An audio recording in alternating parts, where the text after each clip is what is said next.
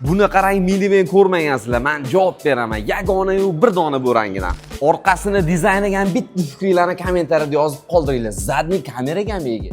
Diskasini qaranglar, Zikr 9X diskasiga o'xshaydi. 2 litrli atmosferniy motorga ega 144 ta ot kuchi yotibdi bu maxluq tagida. Voy, komfortni qaranglar. Shunaqa kuch olyapti sidenalari, mashinaga prosta gap yo'q. Markaziy panel juda ham keng va haydovchiga qulay bo'lish uchun knopkalardan voz kechilmagan. Lekin mana bunaqa katta splashnoy displeylardan ham bemalol boshqarsanglar bo'ladi. Voy, salonni kengligini qarang, naqd 11 ta odam sig'ar ekan bu minivanga. Buni 7 kishilik ham bor va salonda har bitta yo'lovchi uchun bittadan deflektor qoldirilgan. Yo'lovchilarga yanada qulay bo'lish uchun iqlimni sozlash tizimi, USB va Type-C portlari mavjud.